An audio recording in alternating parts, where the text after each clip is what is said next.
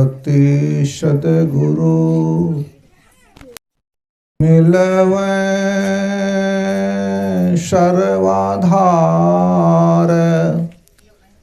मंगलमय मंगल करना विनवो बारंबार।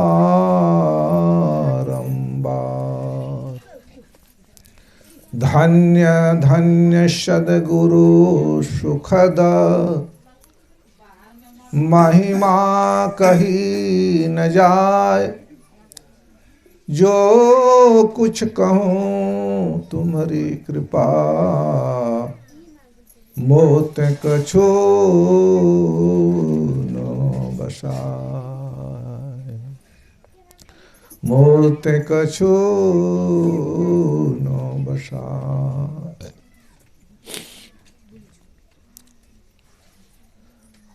अव्यक्त रूप में सर्वत्र विराजमान परमाराध्य ब्रह्मलीन श्री सद्गुरु महाराज के पावन चरण कमलों में कोटि कोटि प्रणाम। मंचासीन परम आदरणीय श्री सागर बाबा, परम आदरणीय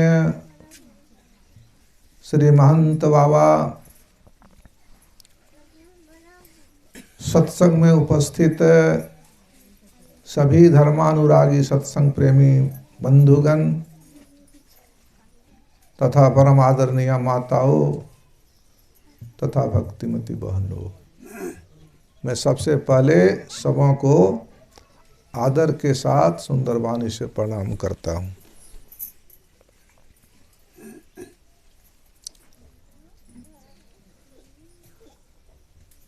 इस संसार में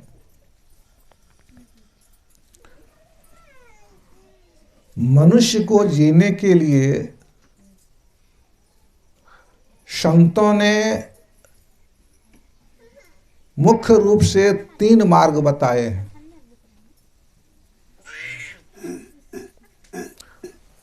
समय कम है, कम ही कहूंगा, ध्यान से सुनिए।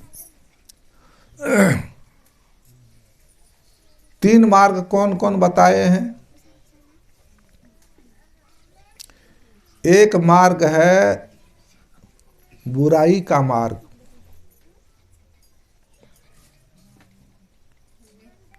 कुकर्म का मार्ग, पाप का मार्ग। इस मार्ग में जो चलते हैं, चलने वाला अधोगति में जाता है। पशु पक्षी, हाथी घोड़ा, कीट पतंग आदि जोनि में जाता है। यह सबसे घटिया मार्ग है। इसमें बहुत दुख है। इतना लंबी सजा है इसमें कि उसका वर्णन करना मुश्किल है। 84 लाख जोनि में जुग जुगान जाना पड़ता है। और एक मार्ग है अच्छाई का मार्ग, पुण्य का मार्ग, सुकर्म का मार्ग। इस मार्ग पर आप चलेंगे तो आप क्या बनेंगे? देवता बन जाएंगे।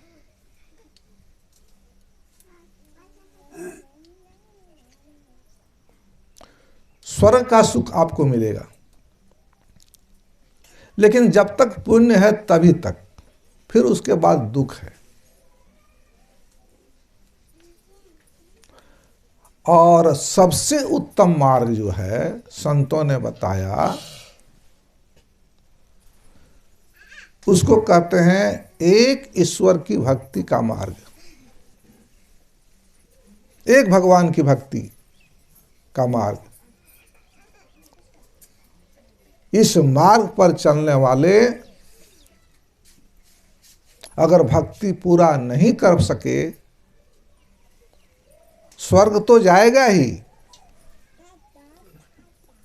लेकिन स्वर्ग से जब पुण्य खत्म हो जाएगा तब वह 84 लाख योनियों में अधोगति में नहीं जाएगा, सीधे श्रीमान के घर में योगी कुल में जन्म लेकर के, मनुष्य में जन्म लेकर फिर भक्ति का संस्कार से वो भक्ति पकड़ लेगा वो।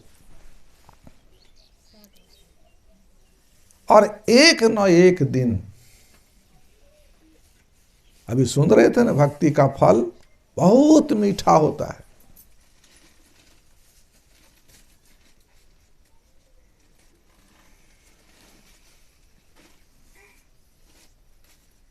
भक्ति के संबंध में सागर जी कह रहे थे, भक्ति सीढ़ी है, भक्ति निशानी मुक्ति की।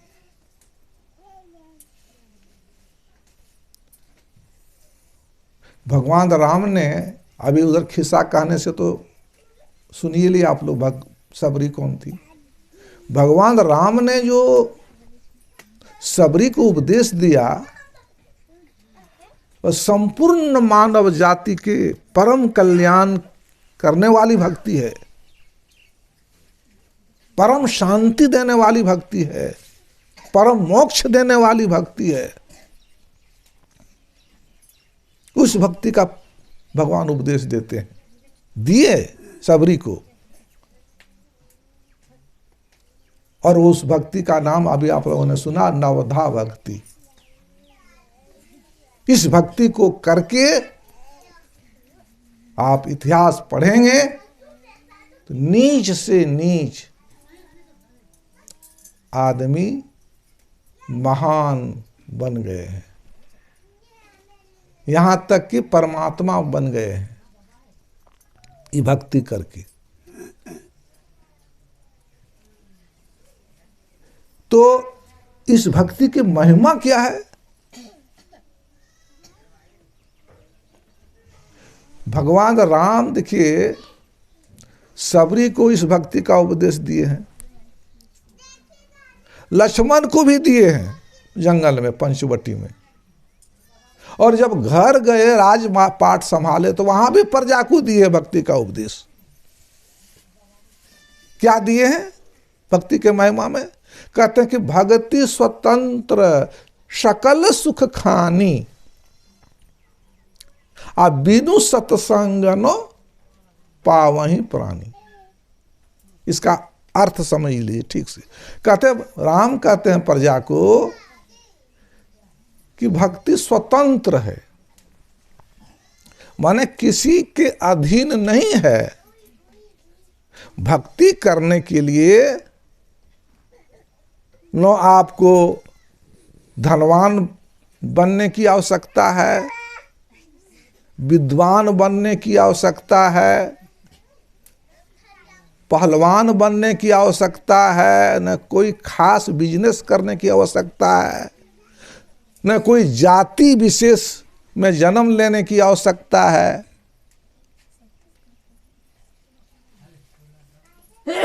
न लिंग की अवस्था है कि आपको पुरुष ही कर सकता है, ये भी नहीं, लिंग स्त्री भी कर सकती, ये भी नहीं, कोई भी कर सकता है। इसमें उम्र का भी कोई बंधन नहीं है, माने स्वतंत्र है, माने किसी के बंधन में ये नहीं, किसी पर आधारित नहीं है ये भक्ति, किसी का बपोती नहीं है ये। हमारे गुरु महाराज ने कहा जितने मनुष्य तनधारी हैं प्रभु भक्ति कर सकते सभी, सब कोई कर सकते हैं और सब कोई, और इसीलिए हम लोगों का जन्म भी हुआ है। इतना जो सुंदर परमपिता परमात्मा ने दिया है, यही दे धरे कर यह फल भाई भजिए राम।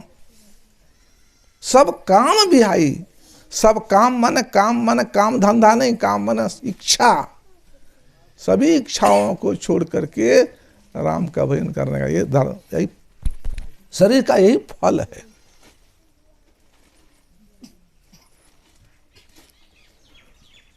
तो जब लक्ष्मण को जब भगवान राम उपदेश देने लगे पंचवटी में, तो वहां भी देखिए क्या कहते हैं भगवान राम, जाते बेगी दरबाहू में भाई, हे भाई लक्ष्मण, जिससे मैं लोगों पर दया करता हूँ, तत्काल दया करता हूँ। जाते बेगी दरबहू मम भाई, सो मम भगति भगत सुखदाई। भक्तों को सुख देने वाली जो भक्ति है, वही भक्ति के द्वारा मैं द्रवित हो जाता हूँ, तुरंत दया करता हूँ, मैं भक्तों के बस में हो जाता हूँ। और वहां भी वो कहते हैं भगति सुतंत्र अवलंबनो आना। अवलंबन किसी के पर आधारित भक्ति नहीं है, इसके लिए ये होना चाहिए, ये होना चाहिए। अवलंब सहारा किसी का नहीं चाहिए, स्वतंत्र है भक्ति, स्वतंत्र अवलंब नो आना। कहते हैं राम लक्ष्मण से ते ही अधीन, भक्ति के अधीन क्या है? ज्ञान विज्ञान। ज्ञान विज्ञान भी भक्ति के अधीन है। जब तक आप भक्ति नहीं करेंगे, कहने का मतलब, तब तक ज्ञान भी नहीं होगा, ना विशेष विज्ञान भी आपको होगा। भक्ति करने के बाद ही भगवान राम कहते हैं तेहि अधीन ज्ञान विज्ञान। भक्ति किसी के अधीन नहीं है, लेकिन श्रद्धा और विश्वास के अधीन है। श्रद्धा और विश्वास नहीं है तो भक्ति का जो फल अभी सुन रहे हैं, मीठा मोक्ष, वो मिलने वाला नहीं है। इसीलिए कहा बिनु विश्वास भगति नहीं। तेहि बिन दरबहीन राम, राम कृपा बिनु सपने नहीं जीव न लह पिसराम। विश्वास जब तक नहीं होगा तब तक भक्ति नहीं होगी, होगा न श्रद्धा के बिना भी नहीं होगा। इसीलिए रामायण में लिखा है श्रद्धा बिना धर्म नहीं होई। श्रद्धा नहीं रहेगा तो, विश्वास नहीं होगा,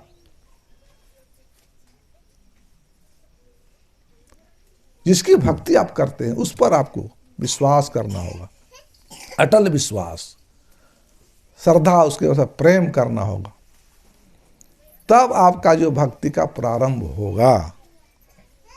आप क्या कहते हैं सुन लीजिए संक्षेप में थोड़ा सा ऊपर। सकल सुख खानी, भगवान राम कहते हैं भक्ति स्वतंत्र सकल सुख खानी। और लीजिए सकल माने सब सुख का भंडार है, सब सुख मिलने वाला आपको है, कोई सुख नहीं मिलेगा ऐसी बात नहीं। सुख कितने प्रकार का है, कौन कौन सुख है, सब कुछ मिलेगा। 4 प्रकार का सुख बताया गया है।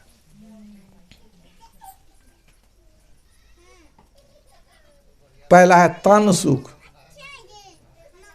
दूसरा है मन सुख, और तीसरा है इंद्रिय सुख, और चौथा है आत्म सुख। ये चारों सुख मिलेगा आपको भक्ति में। सकल सुख खानी। तन सुख किसको कहते हैं? तन माने शरीर, शारीरिक सुख, अच्छा अच्छा खाने का सुख, अच्छा अच्छा पीने का सुख, अच्छा अच्छा पहनने ओढ़ने का सुख,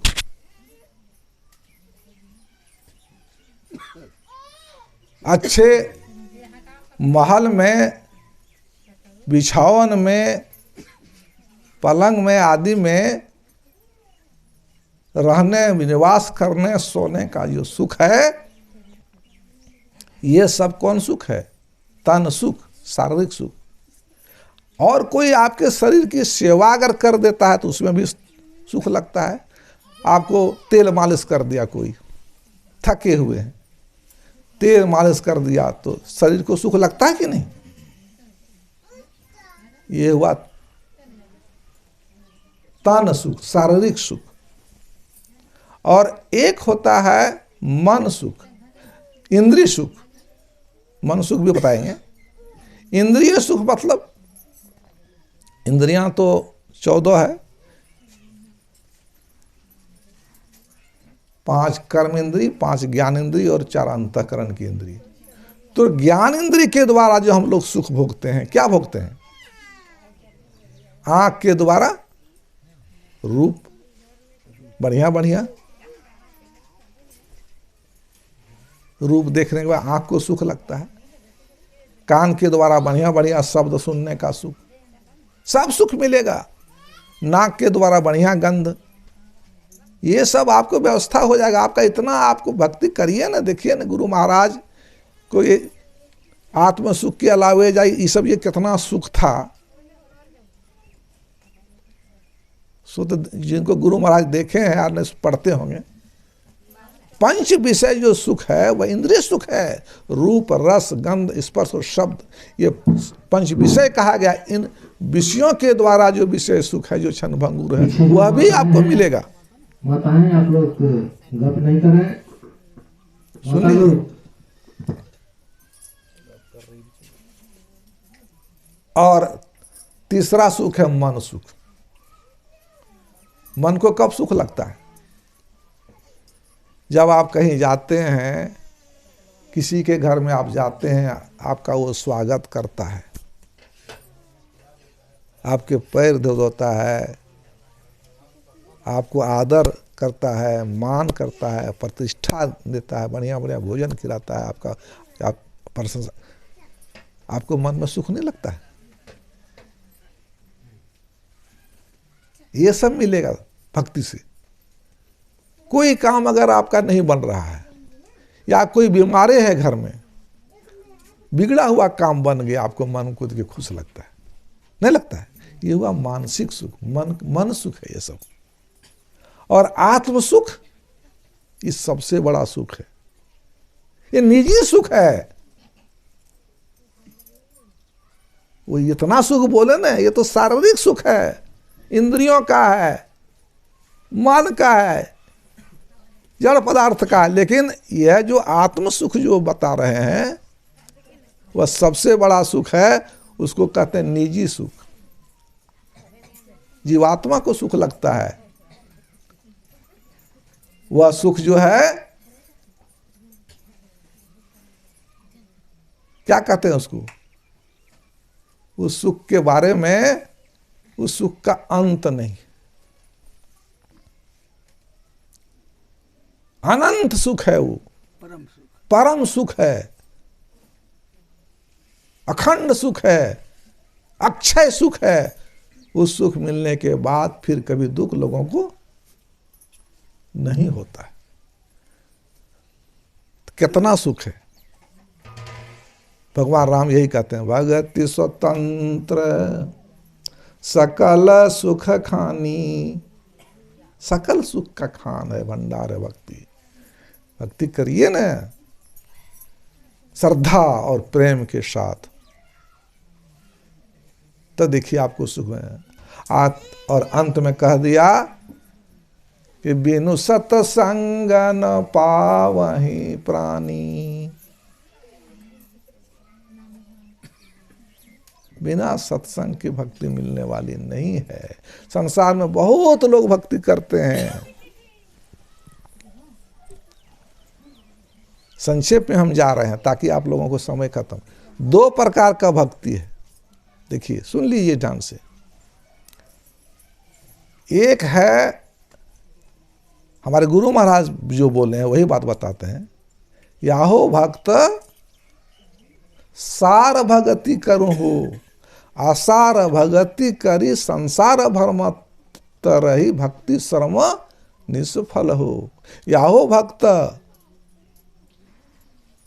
छाड़ू बालक खेल हो, बाहर भर मन बाल खेल जैसन अभियंतर धसु। एक आसार भक्ति है और एक सार भक्ति है। आसार भक्ति का प्रचार नहीं कर रहे हैं भगवान राम। आसार भक्ति किसको कहते हैं? बाहर में परमात्मा को खोजना। सुनिए इधर उधर, बाहर आसार भक्ति किसको कहते हैं? बाहर बाहर जो है परमात्मा को खोजना, बाहर बाहर के पदार्थों में, विषयों में सुख खोजना, ये है आसार भक्ति। आसार माने नकली, गुड़िया का खेल है, इसको कहा बच्चों का खेल है। आसार भक्ति के बारे में देखिए यहाँ पर है, लिखा हुआ है।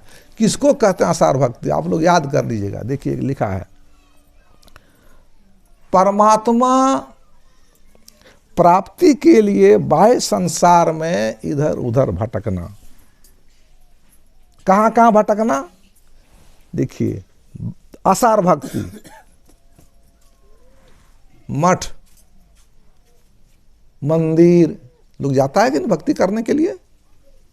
आसार भक्ति है, पुण्य होगा, मुक्ति नहीं मिलेगी। ऐसा बात नहीं कि कुछ फल नहीं होगा, सो बात नहीं, लेकिन परम सुख, आत्म सुख मिलने वाला नहीं है ये सब।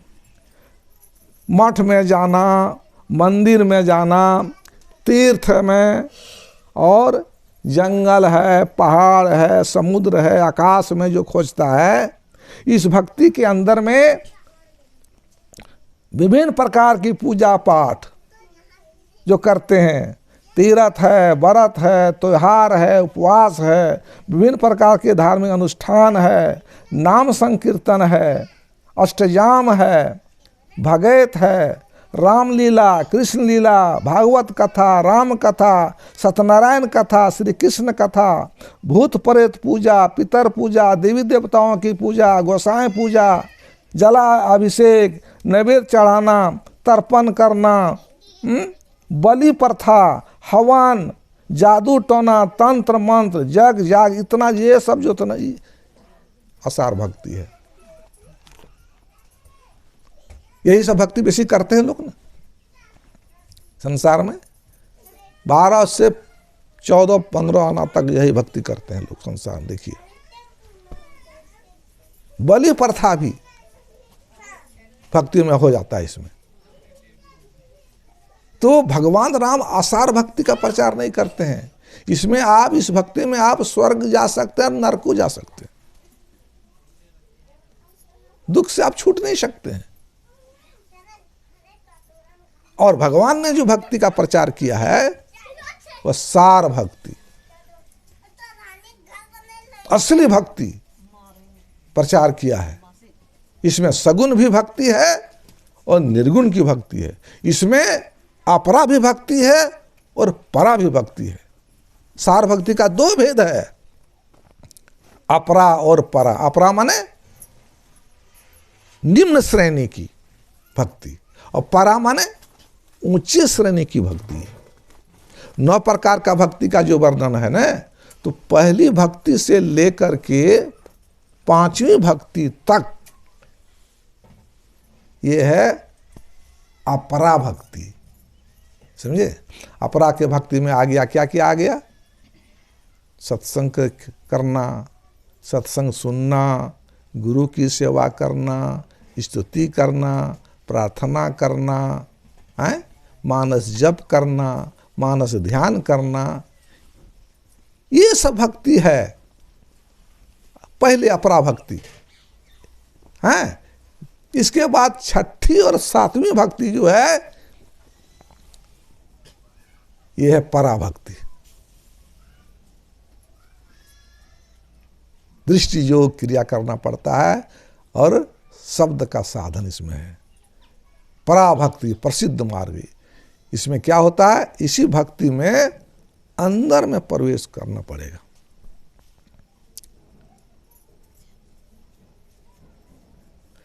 भक्ति का माने समझिए बढ़िया से। भक्ति का माने क्या होता है? सेवा। मान लीजिए किसी आदमी को भूख लगी है, कैसे सेवा करेंगे? उसको खाना दे दीजिए। सेवा हुआ कि नहीं? प्यास लगी है, उसको पानी दीजिए। जो चीज की आवश्यकता है उसको दे दीजिए, सेवा हो गया। लेकिन यहां तो प्रश्न होता है कि यहाँ एक ईश्वर की सेवा करना है, ईश्वर की भक्ति करना है। ईश्वर को भूख प्यास है? वो तो पूर्ण है। परमात्मा तो सब चीज में परिपूर्ण है, उसको क्या सेवा करें? तो भक्ति करने के लिए, उसको भक्ति करने के लिए आपको उसकी भक्ति ऐसी करना है तो चाहिए नहीं, आप चल करके यहां आप बैठे हैं ना, वहां से चल करके आप परमात्मा के पास आप चले जाइए। ऐसी सेवक सेवा करे जिसका जीव तिसु आगे धरे। ऐसा भक्ति आप करिए कि जिसका जीव ये हमारा, जिस परमपिता परमात्मा का यह जीव है, इसको जो है उसके आगे पहुंचा दीजिए चल करके। जैसे कि आप मंदिर जाते हैं चल करके पूजा करने के लिए, है तो देव का भक्ति हुआ। लेकिन देखिए उसमें चलकर तो जाते हैं, लेकिन देवता का दर्शन तो हो जाता है, मान लिया जाए। क्या जीव और शिव दोनों मिलकर के एक होता है? द्वैत बना रहता है, वहां एक नहीं होता है। माया के में आप पड़े हुए हैं बंधन में, माया से छूट नहीं सकेंगे आप। लेकिन आप संत लोग जो बताते हैं भक्ति, वो भक्ति में क्या होता है? चलते चलते स्थूल सूक्ष्म कारण महाकारण केवल लहू के पार, चारों पांचों शरीर के चल के पार होना होगा। और पार गमन ही सार भक्ति है। लो यही यमधार, अंतर अंतर में चल करके 10वां द्वार में आप बैठे हैं ना, ये जीव यहीं से ऐसा साधन है। उस अंदर में कौन मार्ग? ज्योति और माँ शब्द का मार्ग है, यही प्रसिद्ध मार्ग है। परमात्मा के पास जाने के लिए यही प्रसिद्ध मार्ग है। धारो ही इधर ध्यान, गुरु महाराज कहते हैं, यही प्रसिद्ध मार्ग है पराभक्ति का, यही प्रसिद्ध मार्ग है। उस मार्ग से अंदर अंदर में चल करके स्थूल से आप सूक्ष्म में जाएंगे, जागृत अवस्था से टप के तुरीय अवस्था में जाएंगे। इस अवस्था लोगों को मालूम नहीं है किसी को। अगर साधना में आप तरक्की नहीं किए तो आपको भी मालूम नहीं, हमको भी मालूम नहीं, संतों को मालूम है। अगर आप करेंगे तो आपको भी मालूम हो जाएगा। तो ये चल करके जाना होगा। भक्ति चलने का नाम है।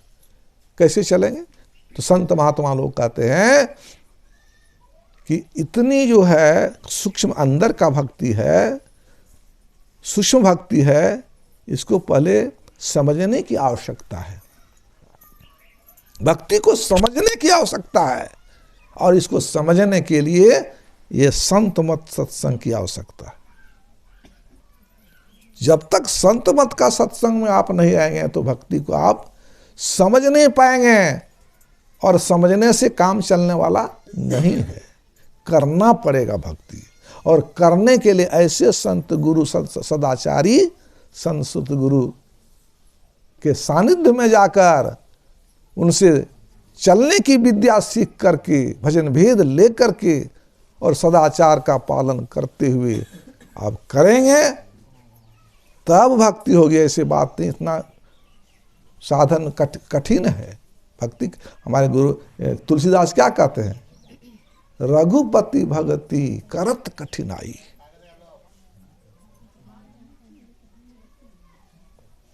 कहत सुगम, कहने में तो देखिए सुगम है, आसान, भक्ति करो ये मिलेगा वो मिलेगा वो मिलेगा, लेकिन करनी अपार। भक्ति को करना है वो कठिन है। कहता जाने सो यही बनी आई। कितना कठिन है कौन जानता है? जिसको भक्ति बन गई है, जिसको भक्ति में परमात्मा को, वो जानता है कि कितना कठिन है। फिर कहते हैं डरने की बात नहीं है। फिर समझाते जो यही कला कुशल ताते सो सुलभ सदा सुखकारी, सफरी सन्मुख जल प्रवाह सुरसई बहे गज भारी। ढोलक बजाने के लिए देखिए यहाँ ढोलक रखा हुआ है, सब कोई जानता है। कठिन है, जो नहीं जानता उसके लिए कठिन है, लेकिन आप अभ्यास करते करते अगर आप लग जाइएगा कि हमको सीखना है तो आदमी सीख लेता है। उसी तरह भक्ति कठिन है, लेकिन आप में दृढ़ विश्वास हो जाएगा कि हमको भक्ति करनी है, तो करते करते आप भक्ति में आप भी पूर्ण हो जाएंगे। गुरु महाराज कहते हैं एक जन्म में नहीं होगा, दूसरे जन्म में होगा, तीसरे, हजारों जन्म लग जाएगा, लेकिन अधोगति में नहीं जाएंगे। भगवान कृष्ण भी यही कहते हैं, स्वल्पमस्य धर्मस्य त्रायते महतो भया। स्वल्प में थोड़ा सा भी अगर भक्ति करेंगे आप तो महाभय से महतो भयात, महाभय 84 लाख जोनी जो है 184 जोनी में दुख को आर न पार। ऐसा दुख है जिसका आर पार नहीं है, और छोर नहीं है। उससे आप थोड़ा सा भी करेंगे तो उस उधर आपको नहीं जाना पड़ेगा। इसलिए संत महात्मा लोग कहते हैं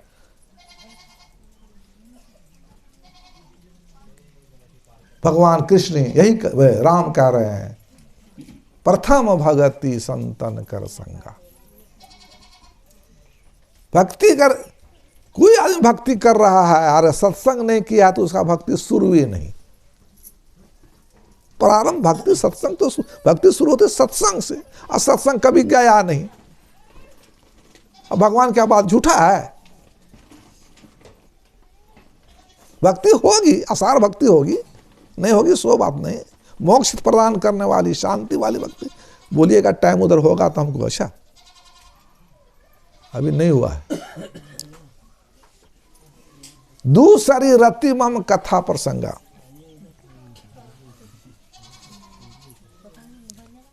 आप लोग जो सुन रहे हैं ना, यहां आ गए हैं ना, पहली भक्ति आप लोगों का हो गया, और दूसरी भक्ति भी आप लोगों का हो रहा है। कथा जो सुन रहे हैं ना, आप लोग भक्ति कर रहे हैं, भक्ति हो रहा है। इसकी कम महिमा है। सब आपको खिस्सा एक तो सुनाते हैं छोटा मोटा, वो जानते हैं फिर बता देते हैं। राजा परीक्षित सुखदेव मुनि उसको इसी तरह कथा सुना रहे थे, राम कथा, भागवत कथा जिसको कहते हैं, कथा सुना रहे थे। इसको अमृत कथा भी कहते हैं। तब कथा अमृतम तप्त जीवनम। तो देवता लोगों को पता चल गया। देवता लोग तो ऊपर में रहते हैं, तो ऊपर वाले तो बहुत दूर देखते हैं ना। हम देखते थे कितना दूर, आप लोग उतना नहीं देखते जितना हम ऊपर में हैं। तो पता चल गया देवताओं की, नहीं, पृथ्वी लोक में परीक्षित को सुखदेव मुनि कथा अमृत सुना रहे हैं, भागवत कथा अमृत सुना रहे हैं। आप देखिए वहां भी अमृत है, स्वर्ग में भी अमृत है। देवताओं के पास कौन अमृत है? समुद्र से निकला था सो अमृत का चला जाए। सब देवता वहां से आए। देखिए कहां आए? सत्संग में आए। सत्संग में कौन कौन आते हैं, कहां कहां बैठे लोग रहते हैं, हमारी दृष्टि और आपकी दृष्टि उस तरह की नहीं है जो देख पाइएगा। गुरु महाराज सब बात कहते थे, कौन कौन लोग आते हैं और कहां कहां बैठते हैं। सूक्ष्म दृष्टि जिसको होती है वह देखिए। सत्संग में जो है, जब बड़े बड़े ऋषि मुनि लोग, देवी देवता लोग आते हैं, वहां कैसे बैठना चाहिए, कैसे रहना चाहिए बड़े आदमी के सामने। हल्ला गुल्ला करते हैं तब ना पाप लगता है कि देवी देवता ऋषि मुनि आज सूक्ष्म रूप में बैठे रहते हैं और आप गप करते हैं या सोते हैं, जो कुछ करते हैं। तो देवता लोगों ने आकर के क्या कहा जानते हैं सुखदेव मुनि से कि महाराज हम लोग लाए हैं अमृत, स्वर्ग से अमृत, जो समुद्र मंथन से निकला था 14 रत्न, उसमें से अमृत निकला है। तो हम लोग चाहते हैं कि अदला बदली कर लीजिए, बदला बदली, कि यहाँ जो आप सुना रहे हैं ये अमृत, कथा का अमृत जो सुना रही अमृत है, कथा अमृत, ये जो सुना रही हम लोगों को दे दीजिए, और हम लोगों का वाला जो अमृत है आप लोग ले लीजिए। कहा ये बात तो परीक्षित बताएगा ना, वही न सत्संग आयोजन किया है। कहा कि ऐसे ऐसे बात है परीक्षित राजाओं की, आप क्या चाहते हैं, ये लोग तो बदलना चाहते हैं अमृत। कहा अच्छा पहले बताए स्वर्ग में का अमृत का क्या महिमा है, इसका क्या महिमा है, दोनों का जो देखेंगे फायदा वही ना हम लेंगे। कहा स्वर्ग का अमृत लीजिएगा तो वहां जो आपका पुण्य का क्षय होगा, स्वर्ग जाइएगा, पुण्य जब तक है तो पुण्य नाश होगा, फिर आपको धरती पर आना पड़ेगा। और इस अमृत का फल कैसे, पुण्य का यहाँ क्षय नहीं होगा, इसमें तो पुण्य बनेगा, सुनने से पुण्य होगा, इसमें आपको पुण्य क्षय नहीं होगा। कहा कि हम नहीं लेना चाहते हैं। और सुखदेव मुनि ने कहा कि आप देवता लोग हैं, आप लोग तो भोग योनि वाला है, आप लोग इसको सुनने का अधिकारी नहीं है, आप लोग जाइए, नहीं बदला जाएगा। उसको हटा दिया उसको। तो जो आदमी देवता को अगर हटा दे तो देवता तो अपने को तो बड़ा महान समझता है ना, उसको दुख होना स्वाभाविक है। दुख हो गया तो दुख जब हो गया तो चला गया ब्रह्मा जी के पास। अब ब्रह्मा जी से शिकायत किया कि देखिए ब्रह्मा जी, हम लोग सब देवता मिलके गए थे, हम लोगों का अपमान हुआ वहाँ, कहा आप लोगों को सुनने का अधिकारी नहीं है, और हम लोगों को बदला बदली नहीं किया, हम लोग वापस कर दिया। ब्रह्मा जी ने क्या किया, तराजू लेकर के तोलना शुरू किया। देखिए तो तराजू में तो दो पलड़ा रहता है ना, ऐसे तराजू, एक पलड़ा में जो सुनाए हम आसार भक्ति, संसार के भक्ति के जितने साधन है सब एक पलड़ा में रखा ब्रह्मा जी, और दूसरे पलड़ा में सत्संग रखा, वो भी एक आध पल का रखा। जैसे दंड सीधा करता है तो सत्संग में जिसमें रखा था वह नीचे हो गया, ये सब ऊपर हो गया। जो भारी होगा वही नीचे होगा, है? सत्संग कितना भारी महान है, सारे के सारे अनुष्ठान व्रत त्योहार जितने जग जाग सब से ऊपर है सत्संग है।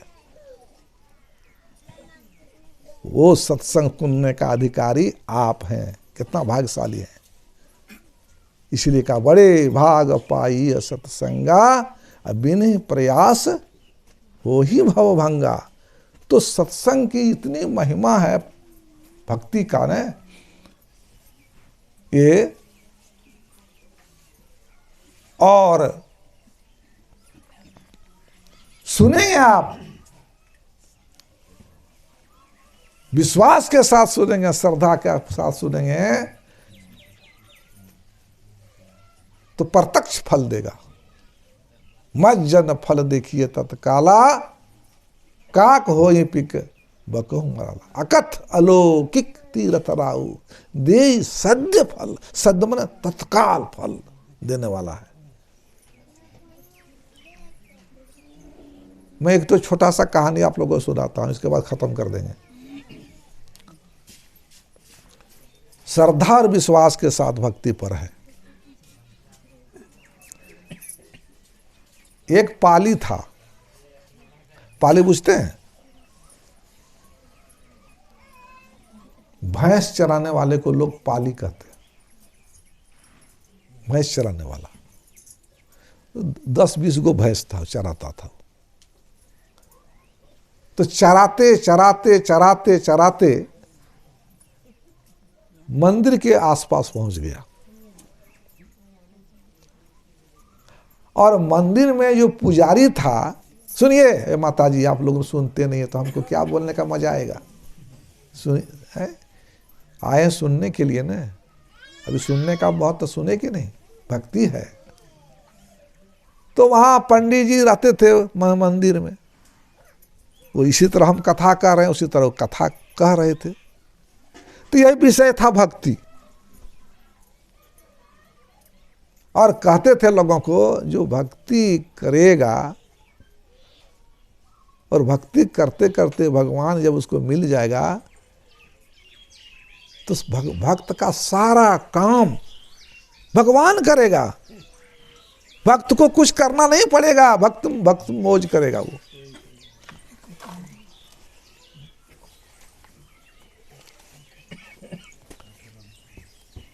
अब तो सुन लिया वो कि भक्ति करेंगे भगवान मिल जाएगा, तब तो हमको तो आराम मौज करेंगे हम हैं? कुछ काम करना पड़ेगा, भैंस चराना नहीं पड़ेगा हमको। अब तो उस जगह गया, पहुंच गया वहां, सुनार पहुंच गया वहां पुजारी के पास। काके पुजारी महात्मा जी हमको भगवान दो। अब तो पंडित जी फेर में पड़ गया, भगवान कैसे देगा वो। अब कहा, अब तो उसका पसीना छूट गया। फिर संभल के कहा कल आना, कल कल कल भगवान दे देंगे तुमको। पिंड छोड़ाया, लेकिन वो मानने वाला थोड़े है। घर गया, रात में रहा, फिर दूसरे दिन भैंस चराते चराते फिर वहां पहुंच गया। कहा पंडित जी भगवान दो हमको आप। तो वो क्या किया था जानते हैं? भैंस चराता था तो भैंस का सींग, टूटा हुआ सींग है, गोबर के ढेरी में गिरा हुआ था।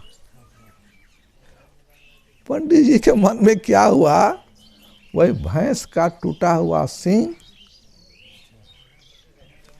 लाल कपड़े में लपेट करके और लाल सूता से, मोली से उसको बांध करके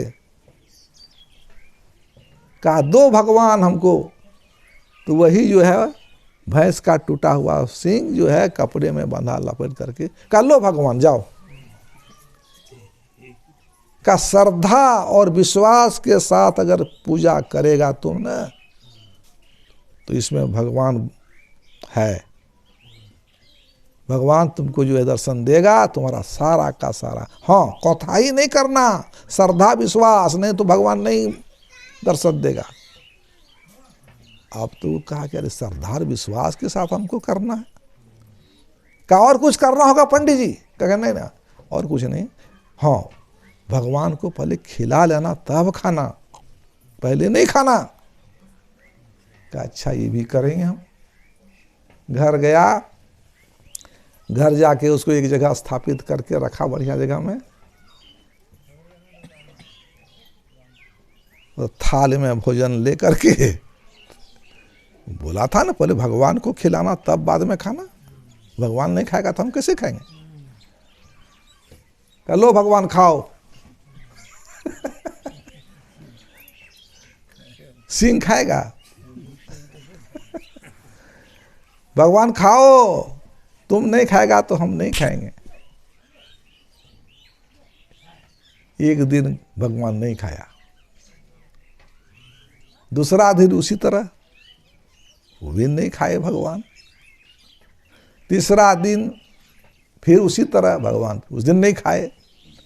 जब चौथा दिन हुआ तब वो पाली कहता है मर जाऊंगा लेकिन नहीं खाऊंगा, पहले कुछ हो जाए। हमारा पंडित जी कहा है कि श्रद्धा भक्ति का तुम पहले नहीं खाना, पहले भगवान को खिला लेना, तब नहीं तो तुमको दर्शन नहीं देगा। इसलिए हम मर जाएंगे ठीक है, लेकिन तुम खाना है तो खाओ, नहीं तो हम मरने के लिए तैयार हैं। जैसे ही बात बोला भगवान सोचा जरा सही, अब ये नहीं खाएंगे तो मर ही जाएगा। एकदम उसी के जैसा हट्ठा कट्टा जवान निकल गया कि मनुष्य के रूप में, उसी सिंह से निकल गया। जैसे देखा एकदम सुंदर सांवला, सुंदर भगवान के जैसा चेहरा, एकदम उसको क्या कहते हैं गलबाही कर लिया है। और खाओ का हमको इतना 3 दिन सहवाने के बाद तुम निकला है। भगवान भोजन किए, और भोजन करके भगवान अपने हाथ से कहते हैं अच्छा हम तो खा ला, अब तुम भी खा लो। भगवान अपने हाथों से दे करके उसको खिलाया। और भगवान पूछते हैं खा पी लिए हम लोग दोनों, अब बोलो हमको तुम किस लिए बुलाया है? कल के भैंस चराने के लिए, और किस लिए बुलाने के लिए? का लाठी पकड़ो, लाठी पकड़ो। अब भगवान क्या करेंगे? का लाठी पकड़ो और भैंस खोलो, खेत ले जाओ।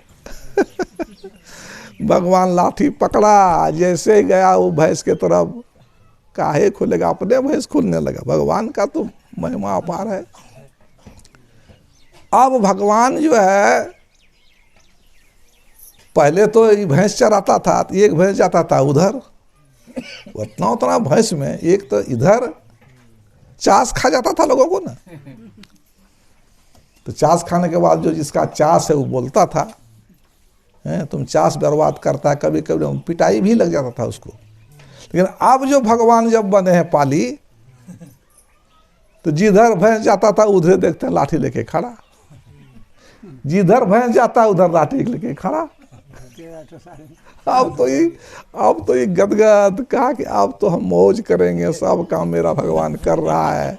ओ गदगद हो गया कि आपको कोई चिंता अब नहीं है। अब कहा कि नहीं, आप पंडित जी को जाके धन्यवाद दे देंगे जाकर के। कहा इतना बड़ा काम पंडित जी हमको कर दिया, सोहलियत, अब उसको धन्यवाद देना चाहिए, इतना उपकार किया। गया पंडित जी के पास, जाने लगा, देखा पंडित जी कि आ रहा है वो। पंडित जी तो डर गया, कहा इसको तो हम ठगे हैं, इसरा झगड़ा करेगा, लड़ाई करेगा। कहा क्या करें, अब क्या बोलेगा नहीं बोलेगा। वो तो डर रहा था बेचारा। लेकिन जैसे गया काहे झगड़ा करेगा, जाके पंडित जी के पैरों में जाके प्रणाम करके कहा महाराज आपका उपकार मैं जीवन भर नहीं भूलूंगा। कहा क्या हुआ? कल कह रहे भगवान जो है ना, आप जो दिए थे ना, भगवान पर सारा काम भगवान कर रहे हैं, हम तो मौज मस्ती में जा रहे, आपको धन्यवाद देने के लिए आए हैं।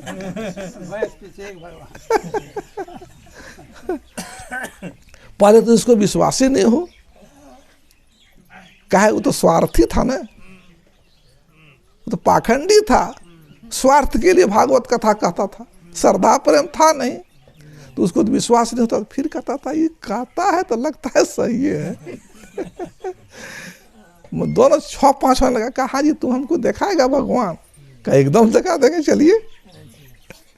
कहा चलो हमको दिखा भगवान। उसके मन में हुआ कि भगवान अगर होगा तो दिखाएगा हमको। गया वहां जहां भगवान चरा रहा था, भैंस चरा रहा था। क्या देखो भगवान लाठी हाथ में पकड़ा है, और लाठी तो ऐसे करके खड़ा है, टुड्डी में लाठी लेके खड़ा होता है ना कभी कभी, खड़ा है। देखो भगवान, और उसको तो दिखाई नहीं पड़ता है। कहाँ देखते हैं भगवान? कल का आपको पता नहीं है कि लाठी लेके, टुड्डी में लाठी लेकर के खड़े हैं, आप कहते हैं कहाँ हमको दिखाई नहीं पड़ता है? क्या दिखाई नहीं पड़ता है? कहा कि हे भगवान, पाली कहता है हे भगवान आप इधर आओ, इसको दर्शन दो, हमारे पुजारी को, पंडित जी को दर्शन दो। हाँ, तो पंडित जी क्या देखते हैं? भगवान तो नहीं देखते हैं, लेकिन लाठी देखते हैं खाली। अब उसको होता है कि अरे भगवान ये लाठी कौन पकड़ा है, लाठी दिखा रहा घूम रहा है। तो क्या देखते हैं कल के, कहाँ भगवान लाठी, करके लाठी भगवान पकड़े हैं, कहते नहीं दिखाई पड़ता है। कहता है भगवान ये हमारे पुजारी को जरा दर्शन दीजिए, इधर आइए। तो भगवान कहते क्या बात है? वो भी सुनता है पुजारी, अरे लाठी दिखाई पड़ता, आवाज आ रहा है, ये सचमुच में का कौन आवाज है? भगवान का आवाज है। वो कह रहे हैं क्या बात है? आया, क्या बात है? पुजारी कहा पाली कहा लिखिए ये हमारे पुजारी हैं, इन्हीं के कृपा से आप हमारे पास आए हैं, इनको दर्शन दीजिए ना, इसको दर्शन दीजिए, दर्शन के लिए आए हैं। क्या इसको दर्शन मिलेगा? हैं? ये तो पाखंडी है। इसको श्रद्धा है, भक्ति पर विश्वास है, ये स्वार्थी है कि अपने स्वार्थ के लिए लोगों को जो है सो चढ़वा लेता है, कथा कहता है, ये इसका दर्शन हम नहीं देंगे। दर्शन होता है जिसके पास श्रद्धा विश्वास रहता है, उसको दर्शन देते हैं। तुमको मैंने दर्शन इसलिए दिया कि तुम 3 दिनों तक हैं, ये कितना देखिए पाखंडी है, उसको कहने लगा रे पुजारी तुम इसको टूटा हुआ सिंह दे दिया, अगर आज जैसा बता दिया ये मर जाता तब। बहुत तब पुजारी ने कहा कि देखिए महाराज इसको दर्शन दे दीजिए, हमारी थी है। बहुत कहने पर तो भक्ति के वश में, भक्त के वश में भगवान तो है ना, इसलिए भगवान ने उसको दर्शन दे दिया। तो वही श्री सद्गुरु महाराज, इसलिए गरीबदास कहते हैं गरीब साहिब साहिब क्या करे, साहिब है प्रतीत, भैंस का सिंह भगवान बना। और क्या कहते हैं पुजारी गाए गीत, पुजारी मतलब गीत मतलब ये प्रवचन। भैंस का सिंह भगवान बन गया, कैसे बन गया? लोग कहते साहब साहब खोजते हैं, अरे साहब है विश्वास में, साहब है प्रतीत, विश्वास में है, जिसको विश्वास है श्रद्धा है। इसलिए हम लोगों के संत मत में है एक ईश्वर पर अटल विश्वास पूर्ण भरोसा, तो अपना अपने अंदर में उनकी प्राप्ति का दिन रखना, सदगुरु की निष्कपट सेवा आदि आदि है। समय हो गया, बोलिए प्रेम से सतगुरु महाराज की जय।